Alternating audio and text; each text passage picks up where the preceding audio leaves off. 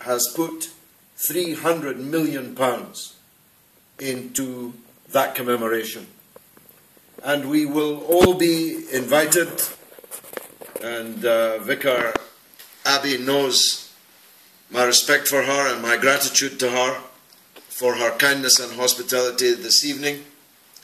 And I mean, of course, as a religious person myself, no disrespect to the church as a whole, but the churches and the political class and the media will all collaborate in generating a whole year of distortion about what was, in fact, arguably the greatest crime ever committed against our people by our rulers in marching millions of our men into the trenches and into the massacres of World War I. There was nothing glorious, nothing honourable, nothing necessary about the First World War. This is not the same as the 1939-45 war, a war against fascism when we were ourselves attacked and imperiled and threatened with invasion and occupation, a war which had to be fought and in which every person who gave any contribution made an invaluable service to our people. The First World War was not such a war. The First World War was a quarrel between two cousins. My comrade Ash, who by the way just been selected as the Respect candidate in a very crucial target seat for us next May, the taller ward, and I'm sure that the next time he speaks to you he'll be Councillor Arshad Ali. But as Ash said today, it wasn't at this meeting, it was the previous one we were at this afternoon, he's fighting his cousin in the election as I fought him in the by-election. Two cousins are fighting each other in the taller ward, but they're not asking millions of people to die for it. But two cousins, the English king and the German Kaiser, both cousins, caused the deaths of millions of people in the trenches, by gas, by shell, by fire, by despair, hunger, disease. In fact, if you count the people who died immediately after the First World War of preventable disease, no doubt carried by the war, and add the numbers who died in the war, it is in fact one of the greatest catastrophes in all human history. And it was fought in Europe between people who called themselves Christians, although in fact real Christians believe in the prophets, peace be upon them. Those two Christians believed in the prophets and how to get a bigger piece of them. That's why they were fighting. The king fought the Kaiser and the Kaiser fought the king, not for any integrity or honour or value or principle, but for money, as to who would have the biggest empire from which they could steal the wealth that empires steal. And so one of the key features of our party is our opposition to war. Not all war, we're not pacifists, but imperialist war, war fought for the benefit of the few by the many, is something that is a cornerstone of our belief. And of course, as it happens, it absolutely distinguishes us from the others. This cousin, this famous cousin, Ash's cousin, Imran Hussain, that I fought in the by-election, he lost the election on the day that he appeared with me on the BBC and said, "I back the mission in Afghanistan." It's funny how they call it a mission. Vicar Abbey would recognise that word as a fine Christian idea, a mission. She's on a mission here. Christians, religious people of all kinds are on a mission, taking God's word and God's work to the people. That's what a mission is. That's not what we're doing in Afghanistan. We're killing people. It's not a mission, it's a war. It's a war between the most powerful forces on the planet against the poorest people on the planet. $1 million cruise missile to destroy a $10 mud hut. And a man inside, irrespective of whether his wife, 10 children, auntie, uncle, granny and grandmother are in the house with him. That's not a mission. That's murder. And Labour started it. And the Tories and the Liberal Democrats have continued it. They all support the mission. Well, we don't consider it a mission, and we absolutely oppose it. So if you are a person who believes that war where it can be must be avoided, and Ash referred to a very good case in point. In fact, the majority in Parliament was only 13. But for a majority of 13, which means 7, yeah? 7 people turned around. If they'd voted the other way, instead of our way, it would have been the case that right now, this evening, we would be in the middle of yet another war against yet another Arab country. Although in this case, that war would have spread literally throughout the world.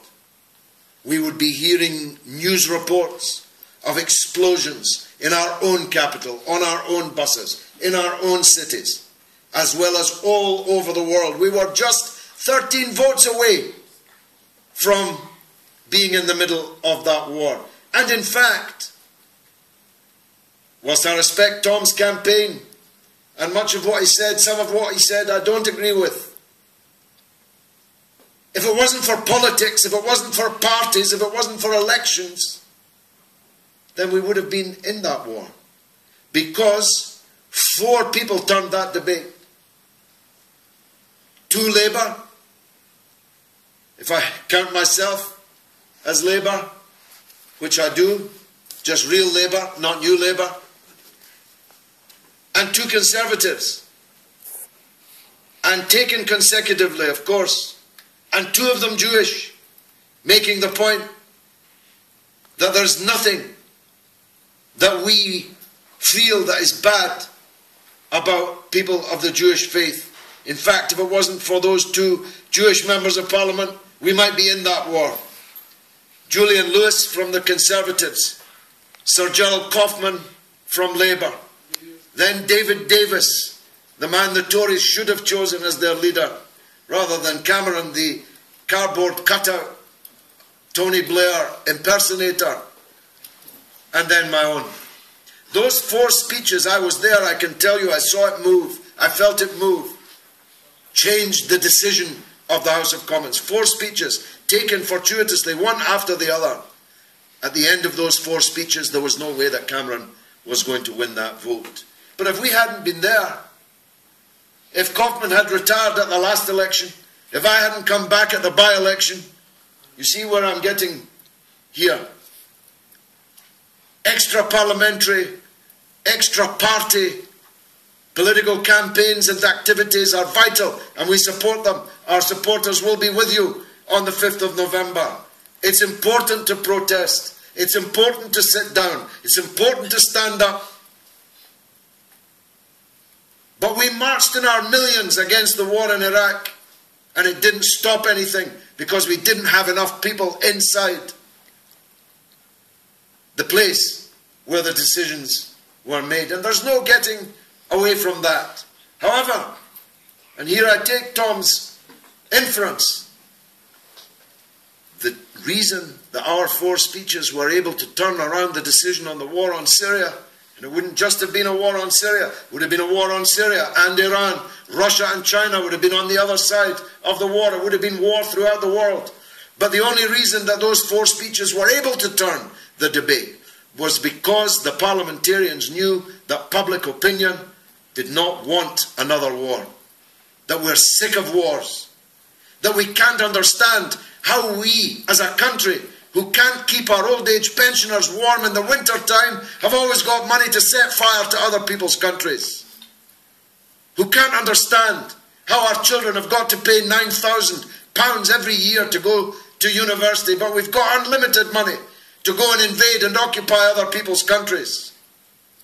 The parliamentarians know, as indeed do the Congress people in the United States, know that the public are sick of these wars. Only, and I said this in my speech on the war in Parliament, on Syria just a few weeks ago, on the day of that debate, the Daily Telegraph of all people ran an opinion poll, a big one, 2,000 of a sample, which they had paid for, which showed that just 11% of the British people wanted to get involved in a war in Syria.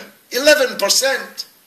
Even Cameron knew, actually, you can't really go to war with just 11% of the people supporting you before a shot is fired. And if it goes wrong, you're going to end up like Tony Blair, about whom more later, perhaps on your way to prison. In the United States, despite, I mean, our media is bad.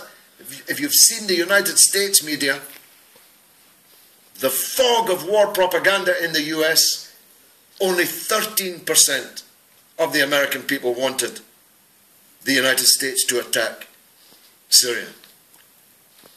So sometimes I'm introduced as controversial, or maverick, or some other epithet which is really intended as a health warning. Yeah, smoking kills. Listening to this man is dangerous. But in fact, what we are saying on this, as on the other issues to which I shall turn, are the views of the vast majority of people. And politicians can only ignore that if they think the people have no alternative. Because that's what happened. One of my previous constituencies in East London had a population that must have been the most anti-war in the country. And there were plenty of places that were really, really anti-war. Bethnal Green and Bow contained about 40,000 Muslims and middle-class, left-wing, progressive, non-Muslims, university students, university teachers, trendy Londoners, if you've been around Brick Lane. You probably couldn't have filled a bus in Bethnal Green and Bow with supporters of the war on Iraq.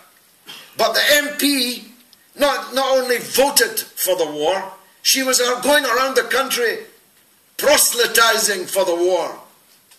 Una King, she's now in the Lords. Lady King or Queen King, I don't know what they call her now.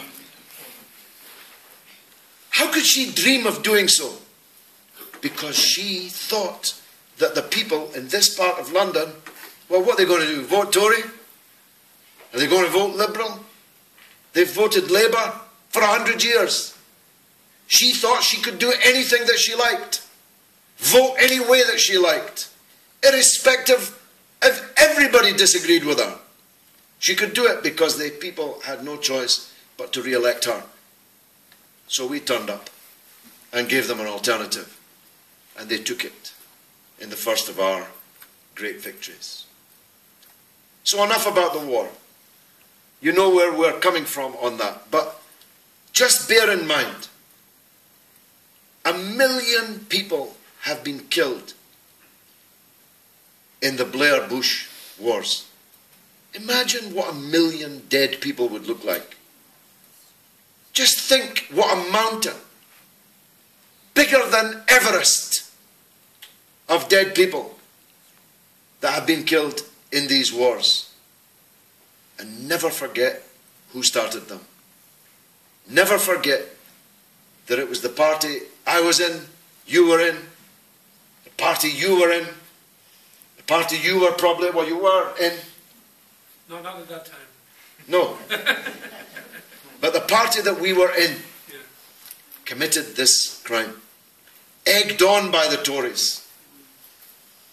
And in the case of the Afghan war, supported now still by all three of these parties. So don't forget that. It's a key difference. I address this point to religious people in the room of all faiths. We believe there's a judgment day. On that judgment day, you are asked what you did and what you didn't do. You're not asked what somebody else did or didn't do. I won't be asked to account for your sins, and thank God you won't be asked to account for mine. But I'll be asked to account for mine. I'll be asked what I did when Blair and Bush were killing 1 million people in Iraq and Afghanistan. I have an answer. It might not make up for my other shortcomings and failings, but at least I have an answer to that. And you have to, if you are a person of faith. Believe that everything that you do and don't do, that you should or should not have done, will be taken into account. But it isn't just the war. I had the mother of all surgeries today. I mean, every time I thought I was finished, another group of people came in. And I have a surgery every Saturday, so it's not like a build-up. If there had been a gas oven in the office, I might have been tempted at some stages to put my head in it. The problems in a city like Bradford are simply bottomless, never ending. It's one miserable story after another. And yet it wasn't ever thus. This is 2013. In 1913, 100 years ago, it's possible that you could be alive, having been born in 1913. In 1913, Bradford had the highest number of millionaires per head of population in the entire world. You'll think I'm making that up, but it's true. Bradford was practically paved with gold, bustling with engineering and manufacturing and production, with a burgeoning class of professionals. Rotherham was a part of the workshop of the world. Now you're sunk in this misery with mass unemployment that Kieran talked about so poignantly as a young girl. But it wasn't ever thus. You used to make things that other people abroad actually paid money for, as did we. We as a country were making ships of steel when the Americans were still cowboys, massacring the local inhabitants to steal their land before importing millions of black people as slaves in the holds of ships. And in those ships of steel, we were sending across the 7 seas the manufacturers of this great workshop. Now, when I talk like this, I hear people say, you're living in the past. The working class no longer exists.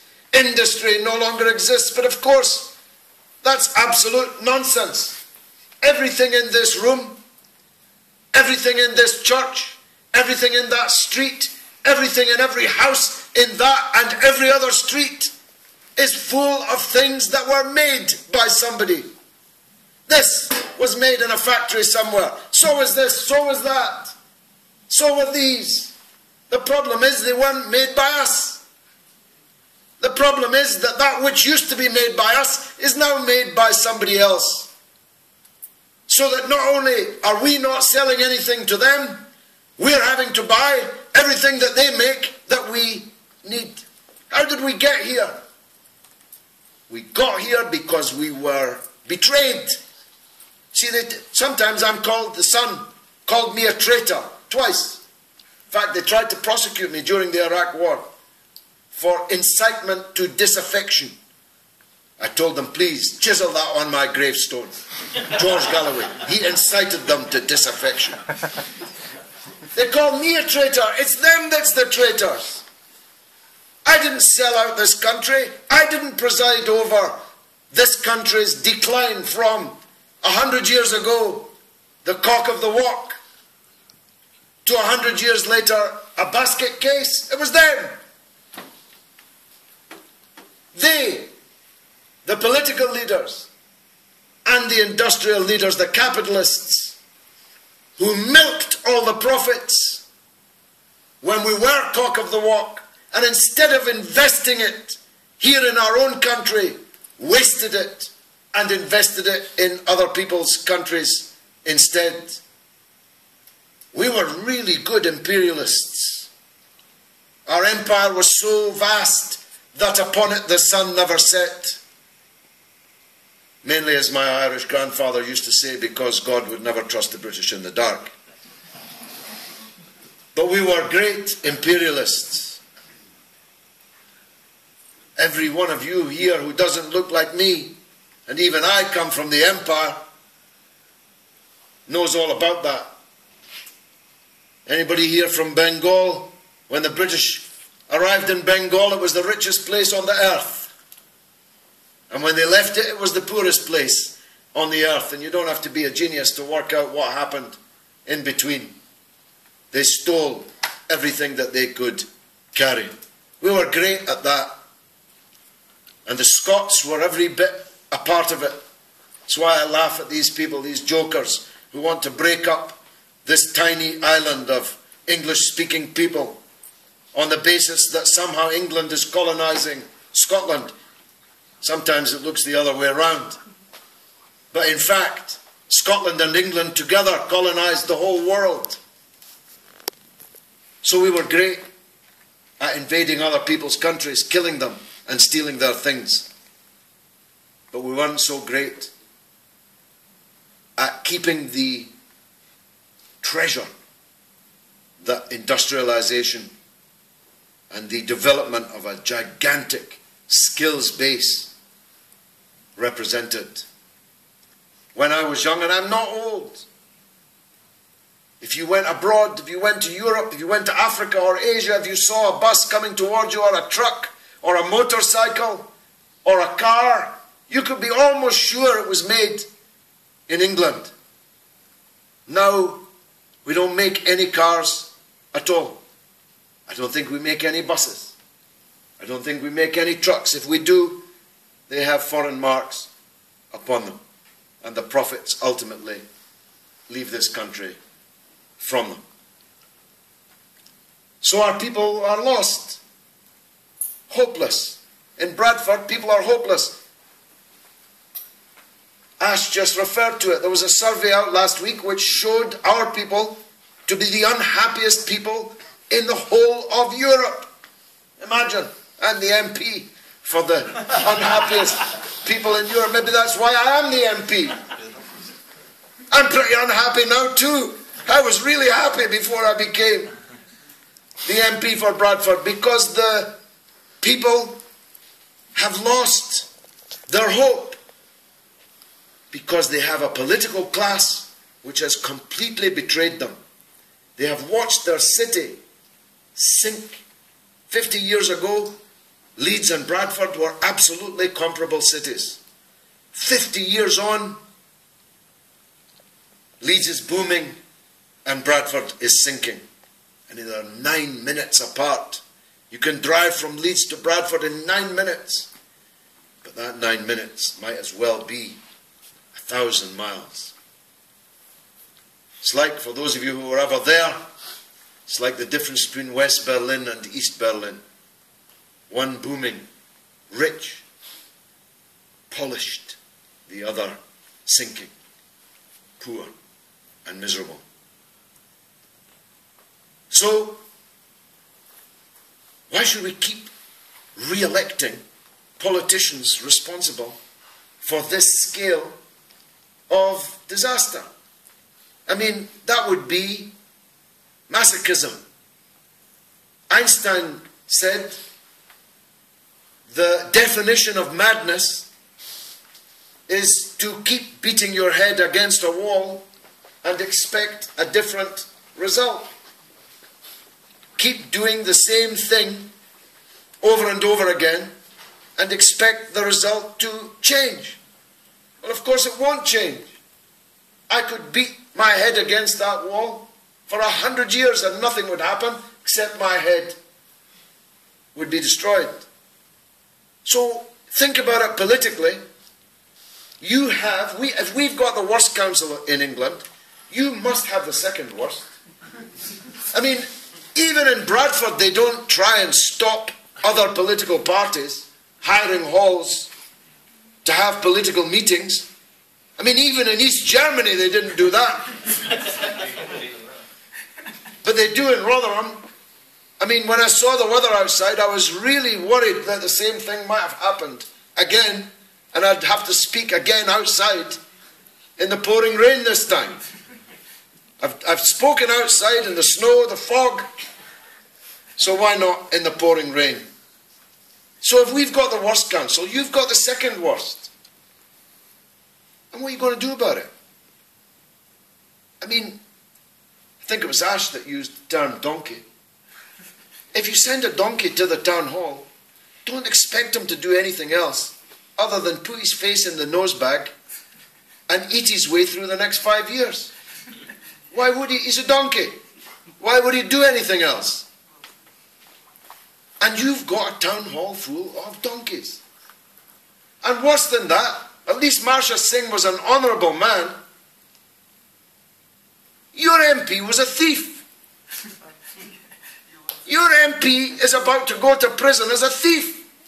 A self-confessed thief of thousands of pounds from you and from the poor people in Bradford. I mean, how insulting can Labour get in having an MP who was a thief and expecting at the by-election just to waltz home with any old candidate that they chose. Except they were right. You did send. I mean, she's not a thief, the one you've got now. Champion, the Wonder Horse. But she is a donkey. Champion, the Wonder Donkey. I think she had never done anything in politics in her life.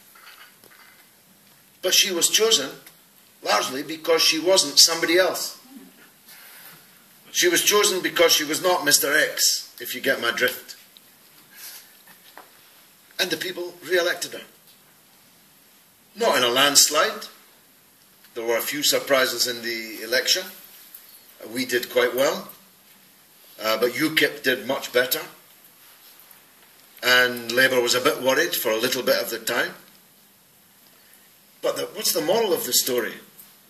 The moral of the story is Labour took you for granted and you took it. Labour took the people of Rotherham for granted and the people of Rotherham took it. And as long as you keep doing that, why would anything change?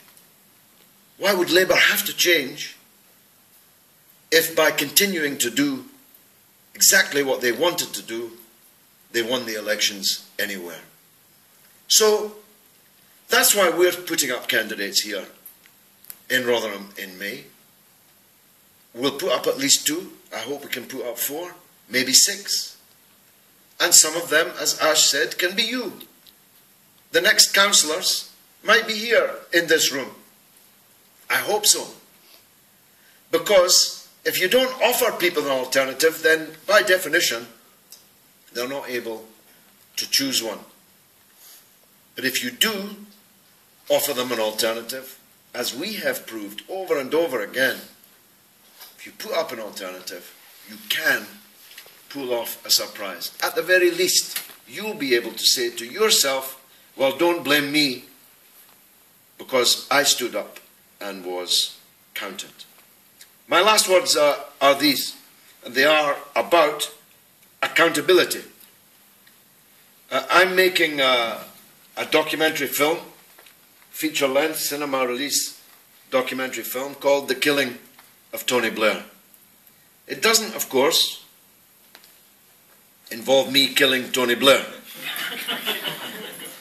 Although that might be quite a popular movie. But I don't believe in killing. So I won't be killing Tony Blair, either for this movie or for anything else.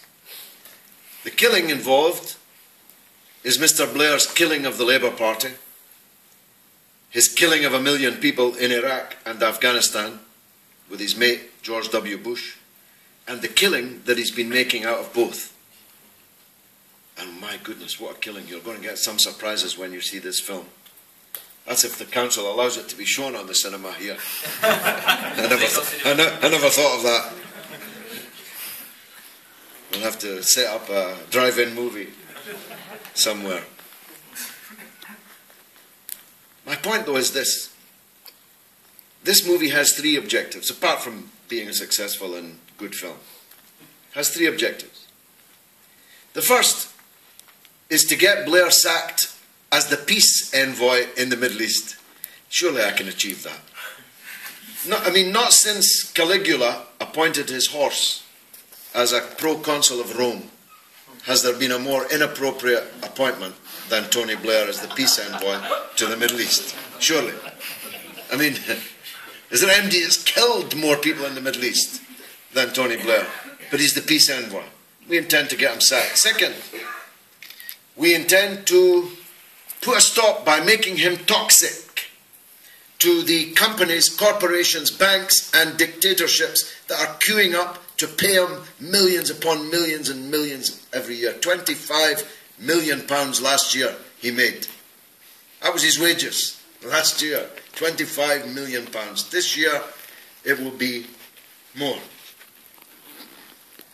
And thirdly, we want to put him on trial at The Hague because we believe that he is responsible for crimes against humanity, for war crimes.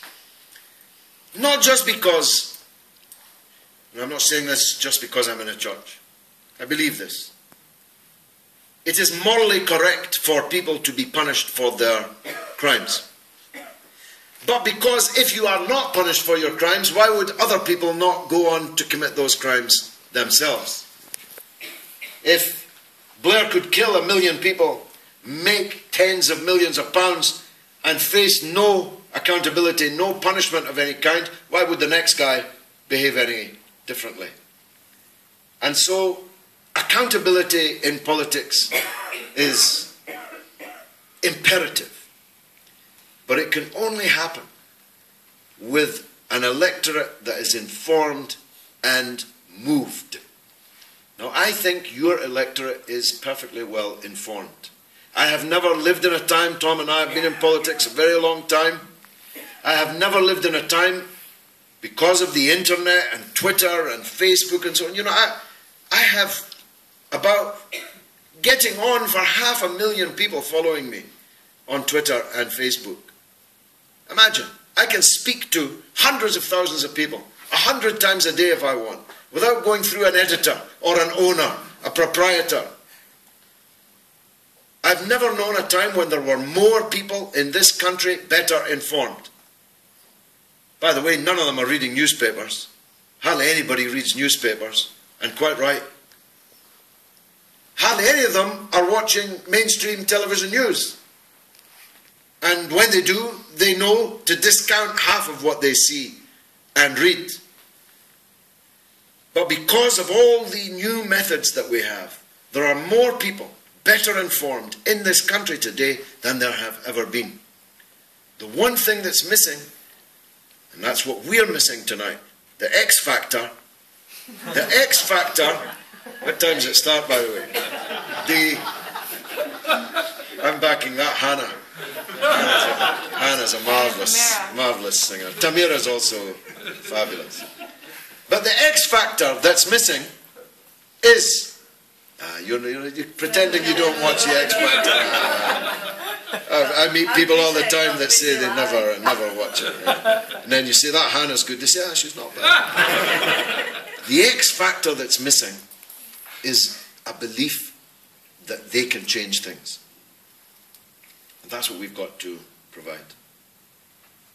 Ash was my election agent in the by-election last year. I want to let you in on a secret. I spent just 15 days in Bradford. 15 days. The campaign was 19 days. But I went to Cairo and to London twice to record my weekly television program. So I was actually only in Bradford for 15 days. And in 15 days, we went from 300 to 1 outsiders. That's the, not vicar that I gamble or suggest anyone else should. I don't. But if I was a betting man, my odds were 300 to 1 on the first day I arrived. And 15 days later, we won a landslide victory, the biggest political swing in England since the 1920s. From zero on, Ash doesn't like me to put it that way because he got 1,000 votes. 1,500. I'm always getting that one wrong. Ash got 1,500. I got 18,500 in 15 days. Why? Because people suddenly saw that they could make a difference. That a credible candidate who could win, who manifestly could be an MP, who had been an MP, and who was better than the guy that the Labour Party put up, who couldn't string two words together. Suddenly people saw that, and in just 15 days they turned the political landscape upside down. That can happen here. It happened in Bradford, not 50 miles from here, or not much more than 50 miles from here. If it happened there, it can happen here. And the acorn, while small, can become a very great oak indeed. Wassalamu alaikum. Thank you very much indeed.